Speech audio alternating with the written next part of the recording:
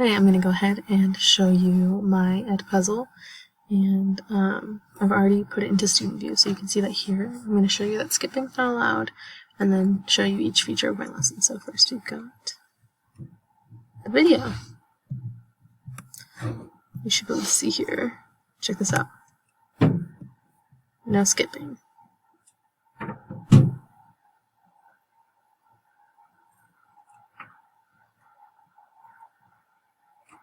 Okay, so here we are to this question.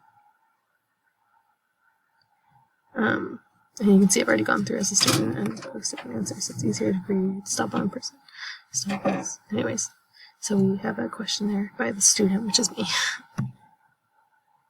You can see once again, I'm not allowed to skip. You can see that with the little, so there, I can't skip.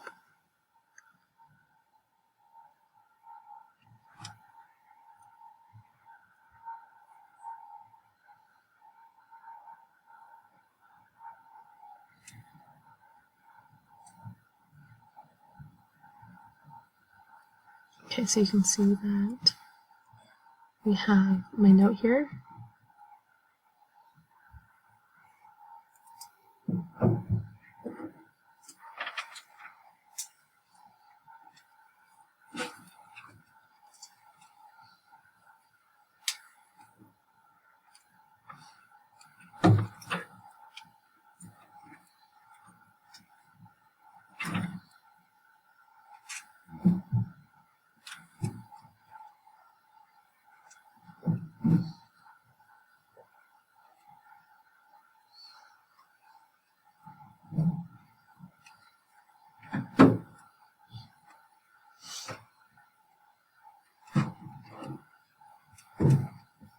So there I have my audio note. You can see we have another question for this point, and then they answer the question I posed in the audio note.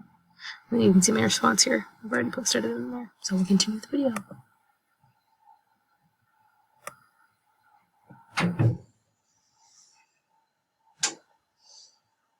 Okay, so we have this graph here. And students will read the graph. So the question says, the greatest expenditures as a percentage of the net national product in 1913. So I'll look at 1913.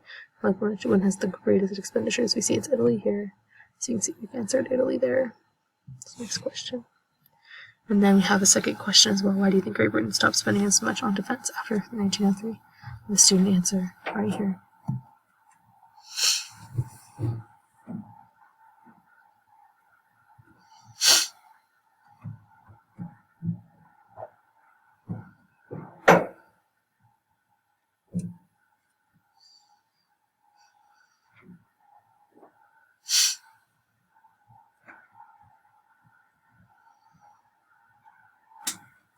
Okay, so for this note here, we have a note.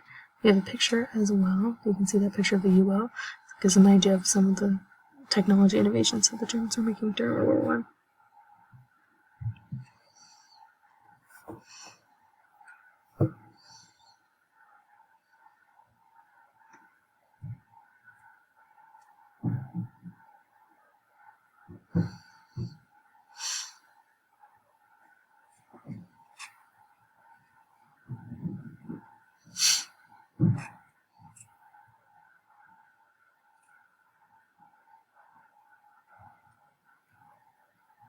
And once again, we have one last open-ended question here.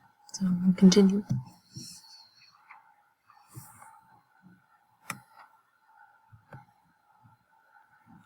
You can also see that there's closed captioning as well.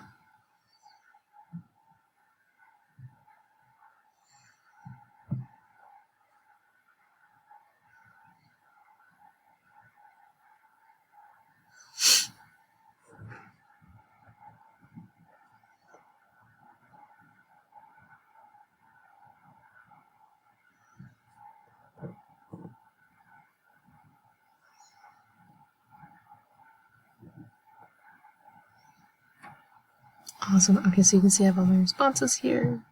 I've turned it in as the student. And then I'm going to go ahead and pause, and then I'll take you to the statistics and the scores in progress. Okay, so here we are at the scores in progress. You can see as a student, I can see the assignment I have put in place. There's a due date there. It's turned in. You can actually look at the assignment if you want to see it again. You can see that I have turned it in on time as the teacher. That's me. You can also see if I wanted to edit it, I could do that. Go back. You can see that I'm pending to grade this one. There's 4 answers that need to be completed. 01 is completed. You can see the class members. I'm the only class member, but you can see the other class members here. We go to the grade book. We see that there's this grade is due, and then we download the grade book. We open it up, and boom, here's the grade book. And as soon as students submit, you can export those grades there. So yeah, hope you've enjoyed, and hopefully it gives you a good insight into how Edpuzzle works and how it could be used in a world history classroom.